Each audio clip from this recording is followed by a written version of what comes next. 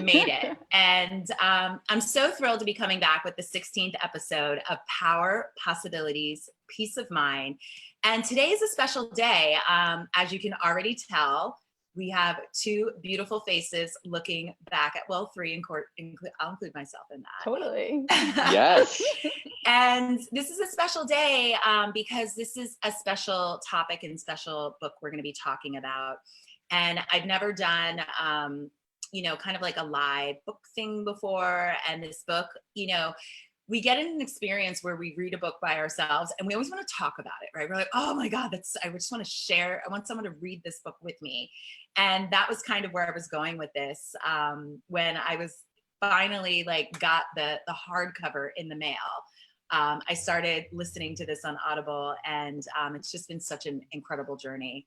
So welcome, everyone. My name is Tiffany Hauser, and I am a leadership coach and a corporate coach working in the space of emotional intelligence, growth mindset, diversity and inclusion, and all that great stuff. And I want to just share a little bit about my two special guests that you see here joining me live today, starting with Shafer Minnick. Shafer and I, we met about 4 years ago, or maybe even more, working out at SoulCycle, and just really we share a love for the same kind of music. Shafer is just a really powerful person out there in the world, creating whatever it is he wants. I'm always so impressed. This man never waits around for anything. You don't wait for anything, Shafer. You are go, go, go. Ain't got no time for that. Okay. Is that your hashtag? Is that your hashtag? That's it. Okay. So Shafer, tell everyone who you be and who you are. Yeah, cool. So thanks for having me on, Tiff. So I am have spent a lot of years as a business consultant, and now have recently transitioned and opened a business coaching practice for female entrepreneurs. So I help female entrepreneurs build 6-figure and above businesses, mainly online based, in 4 weeks or less. So I run what's called the Passion to Profit Accelerator. We launch a new cohort on Monday. So I'm super excited for all of the super fierce and strong women that are about to step up into their power in that group. And I'm just really excited to be here today and talk about Untamed with you and Tammy. Amazing. Thank you, Shafer. And my next guest, Tammy Templeman, and we were both, Shafer and I were admiring that beautiful top, so cheerful, that she is wearing. So Tammy and I met over a year ago out in San Diego in a leadership mastermind. And I always I always think of Tammy as the quiet storm of wisdom and compassion, and just so much you're such a surprising individual. Every time I think I got you figured out, Tammy, it's boom, boom, boom, something else. So Tammy, let everyone know who you be and who you are. Hi, everyone. I am Tammy Templeman. I am passionate about transformation in all the ways, and the way that this mostly plays out is that I help people transform their spaces. Interior designer by trade. I own and operate a company that does design and build for renovation projects in people's homes, and most recently been launching virtual coaching for my company's called Houseplay. So we call it virtual houseplay. So we play house, and I get to dive into spaces with people where they're struggling to find solutions and brainstorm ideas. So that's really fun. And on the personal side, I'm always exploring lots of areas to grow and try new things. I'm writing a book. I've been supporting friends in designing environments, immersive environments for events. I'm a mama of 3 littles, and I just love having conversations like this. So I'm super excited to be here. Thank you for having me. Yes. Thank you, Shafer. Thank you, Tammy. And, I wanted to say thank you to Tammy again, because Tammy is actually the person who introduced me to Glennon Doyle. Last year, when I was putting together my thesis workshop, which was, and still is, about self-acceptance, intimacy, unity, and just really, really the deepest level of self-love. And, Tammy got some bits and pieces of what I was working on, and she was like, you got to, check out Glennon Doyle's work. And I'm going to post a little later the actual quote you gave to me by her that I used in my workshop that just really, really set a whole new world and a whole new paradigm open for me. And when I saw that she had another book coming out, I'm like, I'm in 100%. And I even had tickets to her, Shafer, just so you know, she has a tour and she was going to be here on March 30th. Both Shafer and I live in Washington, D.C. And of course, because of where we are, she pushed it. So whenever she comes back, you and I Oh my gosh, will we're be going. there, bells and Done. whistles, bells Yeah. I and was whistles. gonna say, I feel so blessed that I was there on day 1 of her tour in New York City. So I think she did 3 days, and then Oh, you got to go. I got to be there. Tammy. Yeah. Yeah, so Tammy is a super fan of Glennon Doyle. So I just wanted to say thank you so much. And how did you find her? Like, give us like a little background on Glennon before we hop into this incredible book, you guys. Oh, so good. Oh my gosh. So it's funny, Glennon, I've been following Glennon's work for a really long time. I think when my second son was very little, a friend sent me a post that Glennon had posted on her momastery website, which was her like mama blog back in the day. And that's where she got started as an author and speaker. And it was just such an accurate and like lighthearted, it was like real and hilarious, right, at the same time, and of like reflection of what it's like to be a mom with little ones. And so that was when I really started to follow her work. And then it's just been so fascinating to see her evolve through like mama blogger, activist, like love warrior, and now like this. And there's just so many, I feel so many parallels with my own experience. So it's just been like amazing to just watch it. I love that. I love that. Thank you. And speaking of evolving, Shafer, you had mentioned, that was one of the big themes and one of the pieces that really struck you and resonated with you throughout the book. So tell us more about, what piece of the evolution and how we're all evolving really, how it landed for you. Yeah, so this is an interesting kind of chain reaction because Tiff and I had dinner before when we were still allowed to be in public, and you were really you were like the 8th person who was like, read this book, and so I was like, all right, well, I guess it's time. So it's funny that it's that chain reaction. We're all here together, but for me, I'd actually watched a number of Glennon's TED Talks that she had done that were all about. I really got involved with the work on her last book, Love Warrior, and so. For me, one of the quotes that really stuck out to me was something to the effect of like, "Hell hath no fury, like a memoirist whose husband fucks up her story." And is that what Love Warrior was all about? Was this family? There had been infidelity where he had cheated on her, and so there was a lot of does she stay in the marriage? What does that mean? How does that work out for the dynamics of the kids and all of that? And so.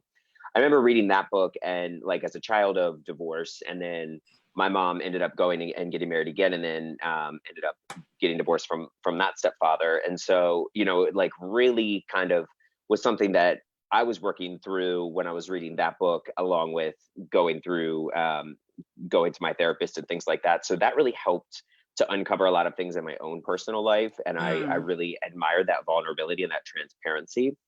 But then to go from that ending point or from that chapter closing and then reading Untamed, where there's a recurring theme of her falling in love with Abby and coming, I don't know really how she would term her sexuality. And I don't really love labels myself, but I do identify as a gay man. So I really felt that there was a lot of that in this book of like that is a really hard struggle, and like who am I going to disappoint, and am I going to live a lesser version of myself, like now that I know that I have this attraction and I know that I feel so much more alive when I pursue that, should I tamp that off because it's not what like society, it's not what my family, it's not what my loved ones want me to have? And so I have to really say it was like a very radical honesty for her to say, okay, like this is who I am and this is the life that I'm choosing for myself. And one of the things that I really am honored to do in my coaching practice is to allow women to step into that, because I just think so many women have been fed this line of just complete bullshit, where it's like you have to always put yourself on the back burner. You always, I have 5 women right now who have created businesses where they've sold 5 figures in less than 12 weeks for things that they used to do for free. They used to do closet organization, they used to do tutoring, they used to, you know, and when we had conversations, they were like, you really think I can make money off of this? And I was like, yes, yes, like you've been doing this for 15 or 20 years, like you are an expert in this field. Don't diminish yourself. But I think that it's, you know, Glennon uses the word memos a lot, like, you know, her daughter didn't get the memo. Like she says, her daughter was born inside out from the jump.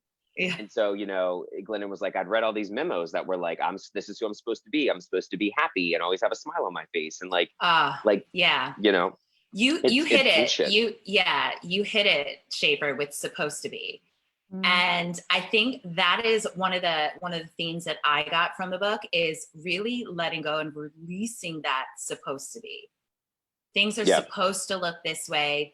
I'm supposed to be this way. I'm supposed to do this. So Tammy, when you hear this, like supposed to, and, you know, thinking of, you know, the story that Glennon is telling, what kind of comes up for you? Well, one of the things that I really resonated for me was this idea of dropping keys. And so she talks about dropping keys, that like the wise woman, the sage, drops keys. There's a beautiful poem by Hafiz that she quotes in there. And the idea is that we all are in cages, either of our own construction or cages that society has created, and we've bought into the fact that we should stay in those cages, keep ourselves small, believe that our work, right, isn't worthy of being paid, believe that we're just supposed to get smaller and smaller and smaller and essentially disappear, when the truth is that that's just a really insidious way that the status quo keeps the power, right? It's that, like, there's so much beauty in, Glennon talks a lot about this, like what women want is beautiful and good and like transformative and really threatening to a world where there's a lot of inequity, there's a lot of injustice, there's a lot that's not working and we're not looking at it. And so for a woman to find her voice, for a woman to uncage herself and to get bigger, it's a radical act in and of itself. And so, yeah, I love this idea of dropping keys. And I find it fascinating too that, like, we get to drop keys for people, right? We get to like offer them the information. We get to like talk about books like this and be like, read this book. But you also can't force anyone to unlock their own cage, right? This is like a really powerful thing that I'm coming to grips with and like thinking through a lot. Like, yeah, like it's really an inside game. Like it's got to be from your own choice. Like, I'm ready to take this step. I'm ready to be free. And I think it's scary because it's a step into the unknown, right? We're stepping Completely. into something we don't know what it's going to be.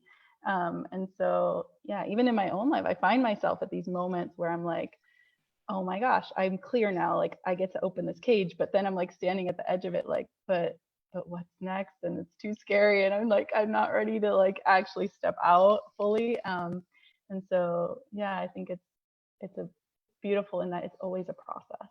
It really is. Really, you know, it's an evolution. And thank you for highlighting that it's a process, because sometimes when we come to a moment and there's a key, you know, a lot of people think that open it up and go through like right away. And then we judge ourselves, or we're terrified and we think it's too hard or it's impossible, or people will think we're too much. Like, you know, I've been having a lot of conversations with people, you know, especially now that we're doing a lot of things digitally. Well, I don't want to seem like I'm too much. I don't want to post too much. I don't want to say too much. Like every day, Tiffany, I'm like, yeah, every day. Like, you get to share your voice. And if you can't go out into the world and be with your clients or your customers, friends and family, you get to hop on this sort of platform every day to connect. Oh my gosh. I was talking to someone recently. Sorry, this is just like, I love this so much. So I was talking to someone recently and they're like, maybe it was Glennon, I don't even remember. It was like, I'm done being like, if people tell me I'm too much, I'm like, no, I'm not too much. I'm the most. Woo! Oh, I love that. Like, just own it. That's Oh my gosh. fantastic. I mean, yeah. So Shafer, you could even, I'm sure, just like your clients who were saying like, I can make money off of that. Yes, you can. Yes, you can. And that's the key for them coming out of their cage. Like being in the cage of offering up services or themselves complimentary, which is fine. That's beautiful to be a gift, to be generous with your service. And I'm sure it brings them joy to be in service. Yet there is a key sitting right next to you, as Tammy highlighted, that you can open up, walk through, and fully be in the full experience of what's out there for you. I think one of the other things I remember, quotes from the book that really stuck with me is selfless women make for an efficient society, but not for like an alive society, not for like this creation of ideas and things like that. And I just feel like, especially where we are right now in the midst of this pandemic, is like the world really needs creators, the world really needs leaders in a way that that I've never seen in my lifetime. And so I think that, I just am always amazed by the intelligence and the service and just the tenacity of women that have just always done so much. Like if I look back on who's really done a lot to raise me, it's like it's been my mom, it's been my grandmother, it's been my aunt who passed away. And so, it's like those women would work multiple jobs. They would make sure we had our homework done. They had dinner on the table, and so it's like, it's so incredible to me that now I think we have this opportunity. I think women have this opportunity to stand up and say, hey, like I'm here, I'm ready, I'm willing. It's terrifying, right? I mean, it was terrifying for me as a white male, even to like find my voice and not do like the thing that I was supposed to do and stay in the really successful consulting career where I was making like buku money and could travel and do whatever I wanted to do. Like it was like one of the things that Glennon says that I love is she says I was by all accounts humaning successfully. Like I was humaning humaning successfully. That's a hashtag. I love that one. Right. Thank like you, I mean, Shafer. like Tiff, you and I met at paying $30 for a fitness class, right? Like that's a very privileged thing to be able to do that, right? And so to say, hey, I'm going to make a choice where that is something I'm going to put to the side because I think like my mission is bigger than that. I think that that's like a short-term win to get this longer term thing is scary. Like I'm not disputing that. But I think it's being able to like take ownership and authority and knowing that there's a lot of resources. I think there's so many more resources today of just like Slack channels and Facebook groups, forums like this. I mean, books and book clubs that are out there. So many opportunities for women to unite and stand together that I'm really excited to be alive for this and to be in this position to connect with women to that power. Yeah, and you bring up two really incredible points that I want to unpack. The first I want to unpack in a moment because I really want to go there, but I just want to read this one quote that kind of hits another point. But the first is this book, her message speaks to more than just women. And, one of the conversations that I continue to have is that, if we continue just speaking to the woman, we're leaving the man out of the conversation. We're leaving the man on the side. So wherever we're going in the future, we're still divided. So all of this stuff is applicable and pertainable to anyone and everyone. And I wanted to read this one quote before we move into that, because that was, I've sent this book to like 4 men. Like it's not about, it's the plight of the woman. It's just what I believe is Glennon is telling the story through her own experience, and she's a woman. So, when she says, rise up, and this is the quote I love so much from the book. A person who is full, and I paraphrase because I think she said a woman. I'm paraphrasing. A person who is full of only herself no longer internalizes the world's memos and expectations. A person who is full of herself knows and trusts herself enough to say and do what must be done and lets the rest burn. And that to me right there is like one of the key pieces of the book, because you both hit on it that, when we see the key, when we're conscious of the key, unlocking the key, it's freaking scary to get out of the cage and go express yourself fully. And Shafer, how you said to let some things go in order to move forward. And that piece is so scary. It's not easy, whether it's a conversation you get to have, whether it's a choice you're going to make, whether it's starting your own business, whether it's quitting your job, whether it's quitting your, or not quitting, but moving on from your marriage or taking a leap of faith to become married. All of that stuff is scary. Yet, if there's a key there and you're conscious to it, there's a cage that you're in that when you move through it, get yourself out of it, untame yourself, there's more of you outside on the other side. So one of the prices we always get to pay is being a little uncomfortable and being a little scared. Yeah. Totally. And I think Glennon speaks to this a lot from her own experience, right? Like she talks about how she spent, I think it's like something like 17 years, like numbing out from actually feeling that uncomfortableness, right? And all the different ways that people do. And I think that, it just, to me, it's just such a beautiful tie-in to like, this is across the board, all humans. Like the world that I imagine, it's like, we just look at each other and we're like human, human, human, human, human, right? And that's like, we're just all humans. And so I love how she does speak to this in a portion of the book, like very directly, but I think everything is applicable across the book. Yeah, if I could real quick, just touch on that, Tiff. I think that she does a really great job of highlighting that like life is not meant to be like a Charmin commercial, and I think that that's kind of something we're sold. And I think Tiff, you and I know can geek out on marketing type of stuff, but I think that that's really something we're like sold on from like a really young age. And that like life is like fairy tales and butterflies, and like it's not, right? And if you're doing it right, you are a little bit uncomfortable. And sometimes you're a lot of bit uncomfortable. Sometimes you just have like no fucking clue like what the next step is, but like you still take it. You surround yourself with people that cheer you on and encourage you, and that are gonna support you if it doesn't go the way you think it's gonna go. And there's always a learning from it. There's always something you can learn from it. Yeah, and I love that because it reminded me of the story she tells of her sister. When her sister stays with her in her basement, and knowing that the choice in the moment was just to sit outside of her sister's door and not to go in and console her sister who was crying over the separation from her husband, but just to sit there and be there. So surrounding yourself with people who can hold the space and who want to hold the space for whatever it is you're going through. And one of the things Curtis and I kind of talked about this a little bit on Tuesday is like life is messy. When we fall into this trap of thinking things, and I'll go back to our original word, are supposed to look a certain way, when things are supposed to happen a certain way in a specific time frame, that's where we tend to cage ourselves back in, is we kind of lock ourselves back in.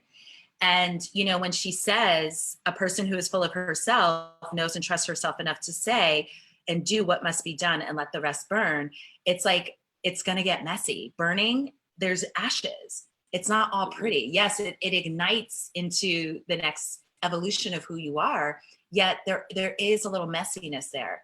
And that messiness, it can come in the form of fear, discomfort, mistakes, failure, setback. You might hurt somebody inadvertently, like not on purpose, not intentionally, but like, and it's just life, because these choices that we're up against sometimes, we sometimes don't follow through because we're afraid that we're going to hurt other people. And that is a story we tell ourselves to keep ourselves in the cage. Totally. And can I just say, like, as a mom, because I'm sure there's some moms out there too, or dads, absolutely, that like sure. This memo that she talks about, right? She has this chapter called Memos, and I'm just going to read it, but not the whole chapter, but this one bit. I mean, I would, because I love it that much. Seriously. But she just talks about how, we've been given the wrong memo, like a really shitty memo as parents, basically, because we've been given this memo that we're supposed to protect our kids from anything uncomfortable. And it doesn't work. Like, it just doesn't work. And so she's like, let's write ourselves a new memo. And I love this new memo. So one of my best friends is a new mom. She's got a baby who's like less than a year old. And she reached out because the baby got hurt. And she was like, oh, I don't know if I did the right thing. I just held her and like, I didn't really know what to do. And it was really hard. And I was like, I called her back and I was like, you did exactly the right thing, because baby needs to know there's going to be things that are uncomfortable. And so the new memo for parents that Glennon writes, which I love, it's like, here's your baby. Love her at home, at the polls, at the streets. Let everything happen to her and stay near.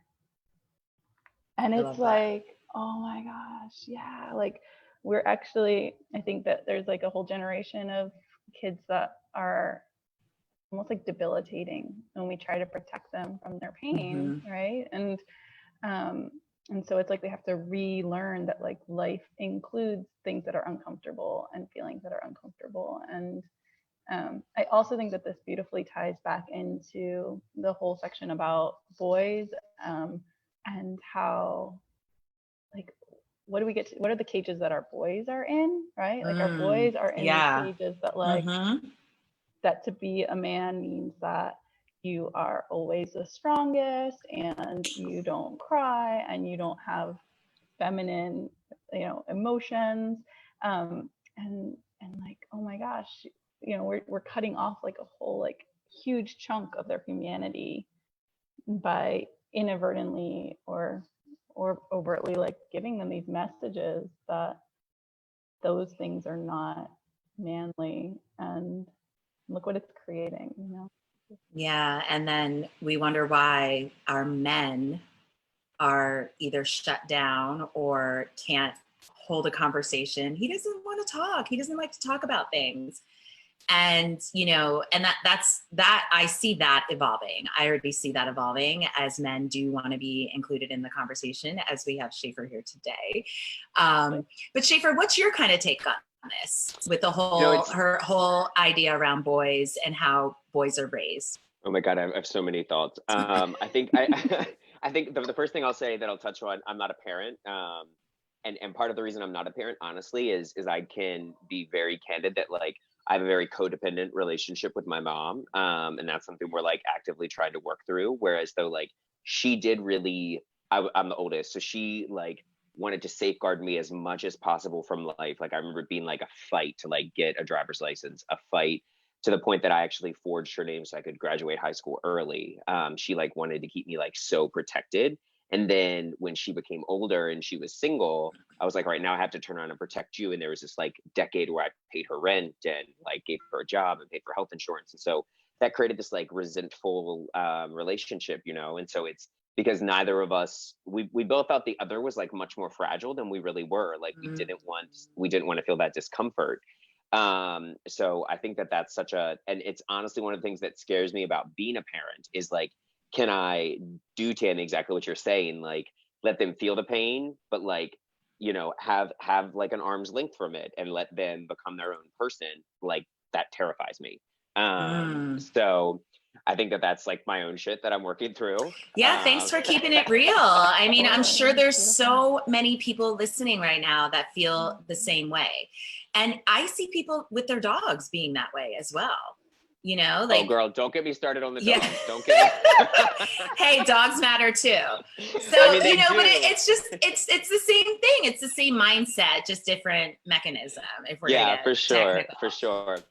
But I think to your point, Tammy, like, I remember the part of the chapter where she goes into like the son's bathroom or the shower or whatever, and he has like Axe or Old Spice or whatever that's like, must be the most masculine, must be the strongest. And then the girls is like all about like, smells like a daisy, and where you set up this like ridiculous dichotomy. Yeah. And it's so funny, like, as you're sitting here telling me, one of my good friends is like, has like, he's in touch with his feminine energy, right? He identifies as a straight guy. Actually introduced him to his wife. I officiated their wedding several years ago. And so for years, and it came up a lot when they asked me to officiate their wedding, they were like, are you sure you want to do that? Like, don't you think he's gay? And I was like, listen, as someone that you guys like speculated for years if I was gay or not, and it wasn't that I was like keeping it from you, it was that I had to like work it out on my own. Like, I just don't give that any life. I don't give that any energy. But like, as you're saying it, it's kind of like, it's kind of fucked up that there are these otherwise like very open-minded people, and the majority of them are women, honestly, that like, can see so many different things, but it's like, because he is caring or sensitive or thoughtful, like, oh well, he's probably gay then. Like, that's it's a shitty thing. And to some extent, like, I would say in some cases I myself could be a little bit part of the problem, because I say I don't have that many gay friends. Like, I don't, or I'm friends with mainly women, because of like these stereotypes or these attributes, right? That really what I'm saying is I connect better with feminine energy, and I can form a realer relationship with that, a quicker relationship with that. And so yeah, Yeah, and that I love that piece, to hear it from the other side as well, and I appreciate you being very authentic in this moment and transparent about what you experience. And it's interesting because last week Dana Pierce and I, that's exactly what she brought to the table, was the masculine and feminine energy, and how we all have it. And there is masculine and feminine energy that's in the light, and then there's masculine and feminine energy that's in the shadow. Because her belief is that men are women. Oh, how did she say this? Men are too much in their feminine. That's her belief, that men are way too much in their feminine. And it shook me right away. I was like, that sounds very polarizing to what I think, because I see the patriarchy. That's my belief right now. But she broke it down a little bit, and she was like, yeah, you're seeing the shadow side of their masculinity, but they are definitely in their light side of their femininity, because right now we're not leaning into it. It's almost like the people pleasing.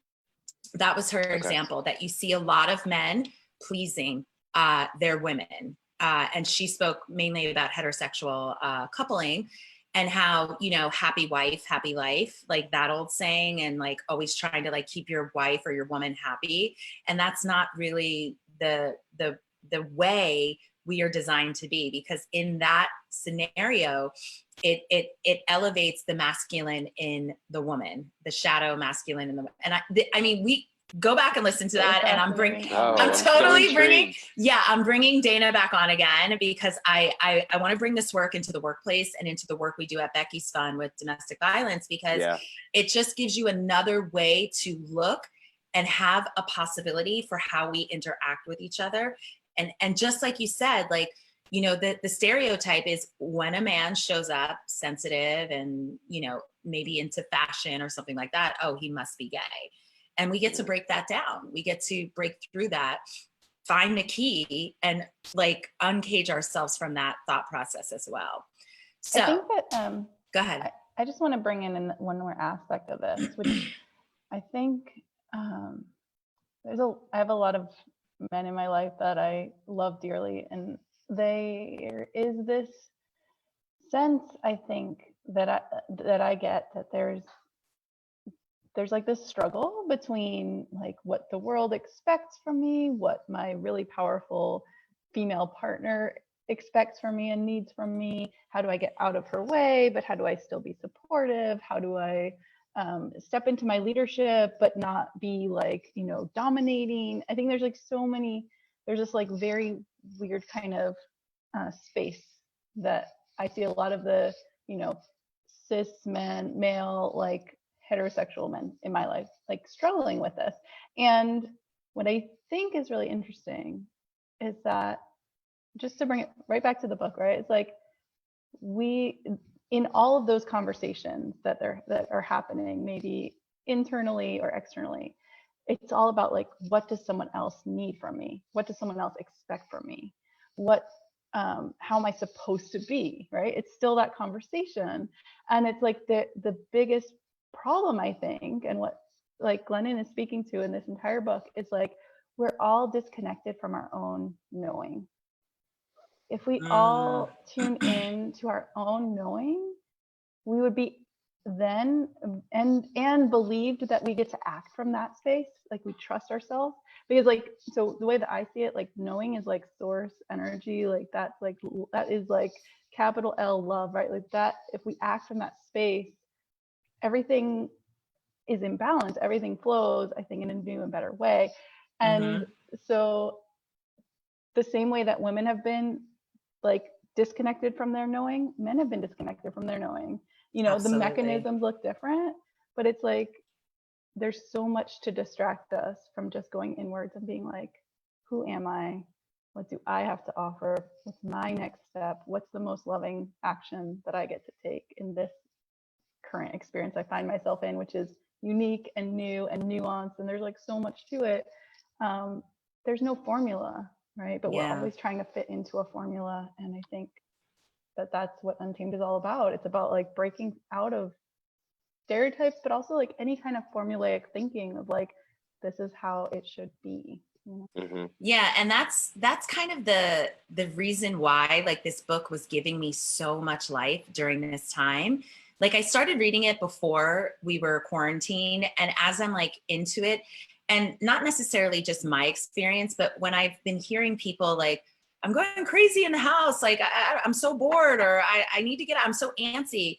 And when I hear those things, you know, I have no energy on it, but it reminds me of connection to self. Yeah.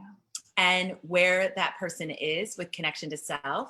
Because for me, my experience is when I'm not connected with myself, I am looking outward for other things to fill me up, to entertain me, to inspire me. When the three of us know, and a lot of people watching know, that we have everything we need. Everything we need, we were given the moment we were conceptualized. And that's a whole other topic. But I love that, Tammy. And it reminds me of this piece from her book that says, when we learn how to please, we forget who we are. When people lose themselves, the world loses its way. We do not need any more selfless people. What we need right now is more people who are full of themselves. A person who is, and that sounds so crazy, right? A person who is full only of herself, no longer internalize, oh yeah, and then she goes into that other quote. So I love that getting back to yourself, connecting with yourself. So let's talk about some ways that you guys have been navigating through the book. Like what ahas have come up for you that you want to kind of lean into for you and your life? Yeah, I can start. So Tiff, I think I shared this with you when we were talking a couple of weeks ago. I had to stop. I'm generally a reader before bed, and I had to stop reading the book before bed because it was getting me like so amped up of like, oh my God, there's like, I need to do this. I need to like implement this in my program. I need to like do this for this one-on-one client.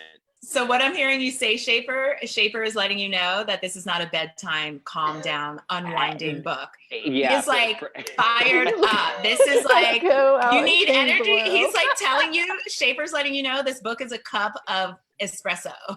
Yeah, exactly. That's an amazing analogy. Like I'm on a text chain with like 9 of my girlfriends, and I was like, who's reading the book yet? And 3 of them are like, I have it, but I haven't started reading it. I'm like, go read it. I don't want to hear any shit about you being bored if you have this book sitting on your bookshelf. Like, stop binging whatever you're binging and read this book so we can talk about it. But I think that for me, one of the things, and so I don't know if we've mentioned this in the intro, but Tiffany was one of the first coaches I ever worked with when she was first starting her practice. And so one of the things we really worked through is like, I have been like, to my point, I graduated high school when I was 16. I have been very like, we're going, this is the next thing. We're not stopping. And it's why I call myself a high performance coach. And I'm like very intrigued by that study of how people can perform at a high level consistently over time. And one of the things that I took from my work with Tiffany and from this book, it's something that I'm still working on in my personal evolution, is this concept of like a little in some, and this concept of like curiosity. And I think, Tammy, you touched on this, where it's like, I think for men, I mean, I guess I can only give my standpoint as a man, is that I feel like I should, there's the word again, have everything like figured out. Like there's very little margin for error in things. And I think one of the underlying tones of what Glennon talks about is like, it's okay to like make a mistake. It's okay to stop being so afraid. One of the quotes that resonated with me a lot was, what the world needs is more women, or like to paraphrase, more people who quit fearing themselves and started trusting themselves. And I think that that's part of like my shadow self that I've had to really, you know, not control or not tame, but just like accept, like, you know, for example, I had a business that I ran for 3 years, and I ended up closing in December, and everybody really expected this like breakdown. They're like, wow, we thought you would be like just like completely like beside yourself. And I was like, no, it was like the right choice. Like it just wasn't working. It was taking my energy away. And like I really I trusted that choice. But that was like a big thing for me to get to. And so I think that that's one of the big things that I took away from the book is that let's let go of this. Like it has to be this way. You know, success is, I think that we all expect like this linear path, and then, you know, I work with so many entrepreneurs that I'm always like, it's like a roller coaster for sure. There's going to be a million and one ups and downs, and you just have to love the journey. Like, I think when people hear personal development or self-help, they're like, okay, once I like close the cover, then like it's all done and everything's all fixed. And it's just not how it is. Ah, I love that, Shafer. And that kind of ties into what you were sharing earlier, Tammy, about the journey. So what has been your biggest takeaway or aha that you're leaning into in your life, Tammy, from this book? Oh my gosh, it's like every page is an aha. Yeah, I think Tammy's been doing some live readings over the past month. Yeah, it's been amazing. Yeah. But no, I mean, one of the things that I love is she says, so it goes back to when she was on tour to like for Love Warrior, which was a book about how she and her husband had redeemed their marriage, and she sort of saved her marriage after all this trauma. And on that tour, she meets Abby and falls in love with Abby and decides to end her marriage. And so she talks about how this is why Jesus only wrote in the sand. And I love that so much. It's like, we don't even we create the cage for ourselves of like, this is who I am. And now I have to be this for indefinitely forever. And it's like, no, it's like this constant evolution. So I'm really like, that's a big takeaway for me. Like there's a process of letting go. I think there's a lot of grieving, right? You talked about like a lot of the emotions, the messy emotions. I think grief is a big one. Just like being still sometimes and letting things integrate. I'm also like, typically historically I've been just like a do everything I was doing. I wanted to figure out how to turn it into a business, how to be more productive, et cetera.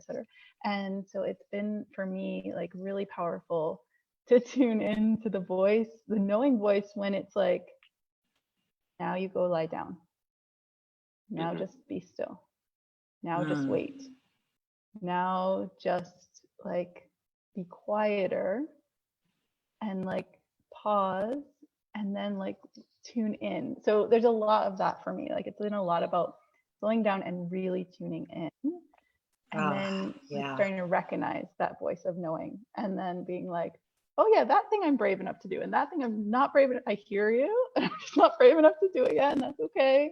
Like just taking the steps slowly through that process of evolution. Can I ask you a quick question, Tammy, on that? Like what would you say? Because I think I know a lot of the women I work with, they're like almost looking for permission. And it's actually why they like having a male coach, because they've been brought up in this patriarchal society where it's like, we need a man to tell us what to do. And I'm like, oh, God, I wish this was like not the case, but like it kind of is what it is. And let's take baby steps to get where we have to go. But like, what would you tell someone that kind of, I mean, to me, it's something that I've really thought a lot about is like this idea of like, you know, there's these very basal emotions of like that we see in kids, right? Like when they're hungry, they tell us, when they're tired, they tell us, you know. And so for women that are like, I want permission, or like I want to be able to just say like, I'm exhausted, this isn't working for me. Like, what's a good way to convey that like that's okay? What was the very last bit just cut out when you were saying so? They want That just like permission and that it's like that it's okay to want to like, that it's okay to want to take a rest, that it's okay to not have to be like super mom or like, you know, crushing it all the time. oh my gosh, this is so huge, right? This is like, oh yes. So the first thing that I think is that there's like a lot of misconceptions about how our energy works, like how we create and how we produce. There's so many misconceptions. We think it's about like do, like write your list and then write your next list and then write your next list, like work 8 to 5, don't stop, then go make dinner. Like it's so much about doing. That is the masculine energy, right? That's the shadow side. That's us being not in touch with our feminine energy. And the feminine energy is really powerful. That's actually where creation happens, right? Think about it. Like I've birthed 3 babies, like they grew in my body. I did nothing and it created, like I fed myself and I kept myself healthy and it created a human. My body created a human. Like how powerful is that, No, right? it's amazing. So it's like, crazy. it's like, how do we like switch off the voices that are saying do? And a lot of it, like I would say for you as a coach, right? I mean, I think this is so fascinating too, because I find myself doing the same, right? Like I said, I have a lot of male friends and I find myself like, even when I start to know something, I start like bouncing ideas off people.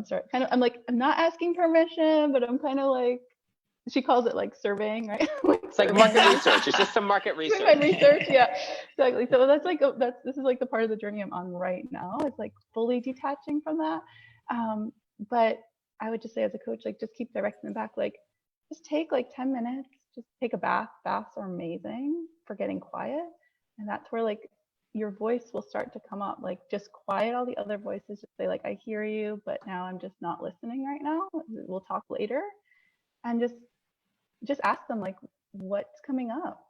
How or like if you imagine this scenario, like how does it feel in your body? This is a huge one. How does it feel in your body? Like, because once you start to tune into like how it feels in your body, the right things feel freeing, expansive, maybe warm in your body. And the things that are like someone else's things or the should things, they feel constrictive. Like, oh, I could feel like a tightening in my chest. Like, so it's just really continuing to just redirect them. Like, well, what do you think? What's your body telling you? What's your knowing telling you? Ooh, you're knowing. Yay. So Okay, guys. Phone, when I type in knowing, it automatically capitalizes it to a capital K now. Wow. Woo. She's learning. The internet is learning. So, okay, so as we come to a complete today, any final thoughts that you want to share? Like anything else you want to share about this book? One juicy nugget as we say goodbye to everyone today. I have one. Good. Okay. Can I share? It's a whole chapter, but it's a really short one, and I'm going to read it because it's amazing. It's called Adam and Keys. A few years ago, Alicia Keys announced to the world that she was done wearing makeup. She said, I don't want to cover up anymore. Not my face, not my mind, not my soul, not my thoughts, not my dreams, not my struggles, nothing. That's it, I thought. A while later, I read an interview with Adam Levine. He said that while they were filming a show together, he poked his head into Alicia Keys' dressing room. She had her back to him and she was leaning into the mirror putting on lipstick. He smiled and said, oh, I thought Alicia doesn't wear makeup. She turned around, looked at him, lipstick in her hand. She said, I do what the fuck I want. That's it. It's like That's such a mic drop. Such a mic drop. Gosh, yeah.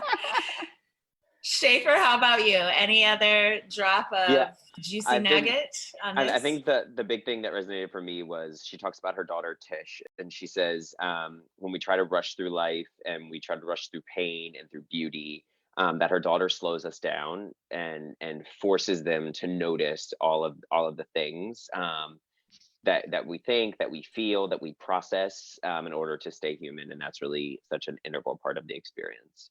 I love it. And for me, it's the surrender, and knowing that surrendering is not a form of weakness. It's actually a form of power. I heard it in everything that you two share, that, you know, when we are able to let go, slow things down, accept what's going on. Don't fight it. Don't resist it. Accept it. Get curious about it. And then when we are in a state of surrender, we're actually able to have grace and be gentle with ourselves to find whatever we need to move through it. We're not gonna like get over it. I know everyone, oh, we're gonna get over it. And just like you said, Shafer, I finished the book, I'm all good. No, the journey continues. Because remember, the key is evolving.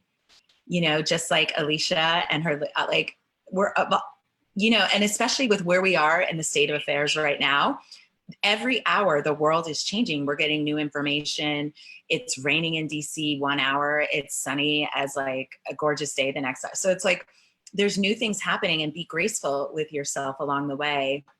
And I just really love that she has this graceful power about her. And for those of you who aren't familiar with Glennon Doyle, I highly, highly invite you to start with her Instagram. She's been like having a morning chat every day. You can check her out at Glennon Doyle, at Glennon Doyle. I've tagged her in almost everything I've done today. And she just really jumps on and just has like a chat. She keeps it real. And, you know, no makeup, like with her dog or with her wife. And, you know, her work goes beyond. She also has an organization, Tammy, it's called Together Rising. Mm-hmm. Did I get that? Yeah, Together. And can you tell them a little bit about her organization as well?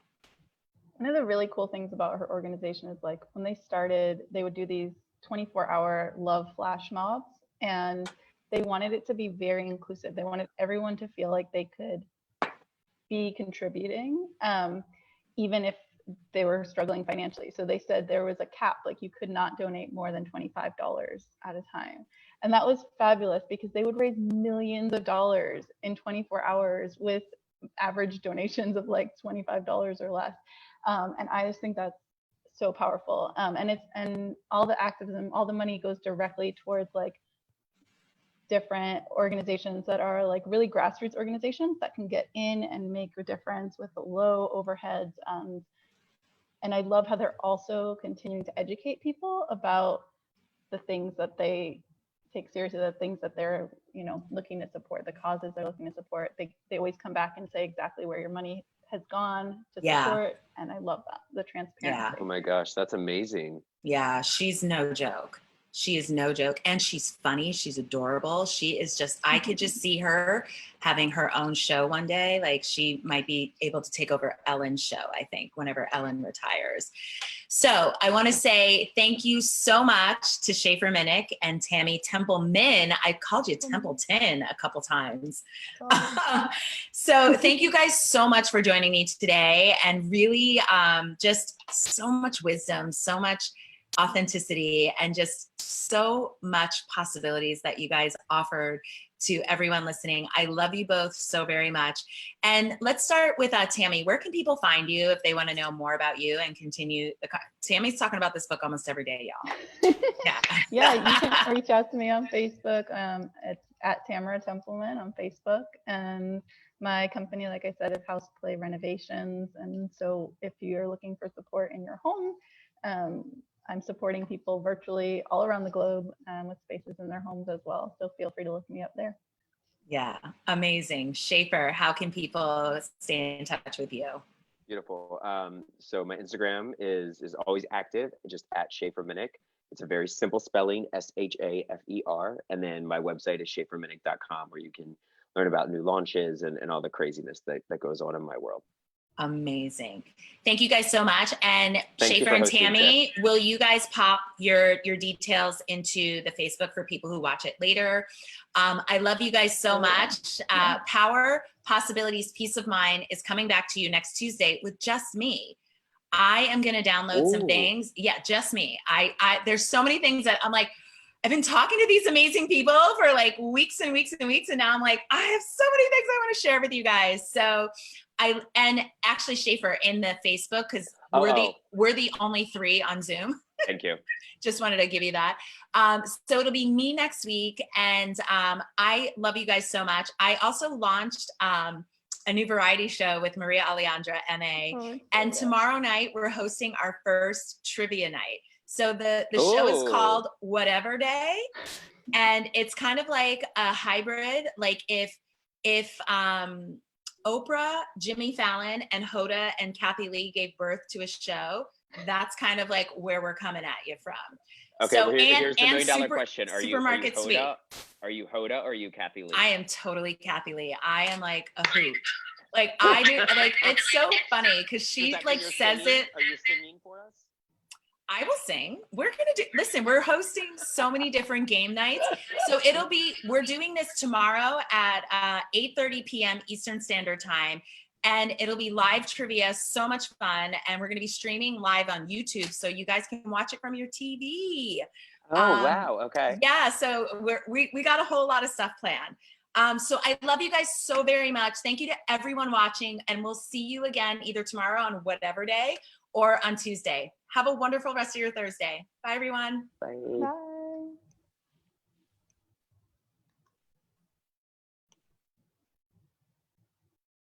Bye, Tammy. Bye. Nice to meet you. Nice to meet you too. Take care.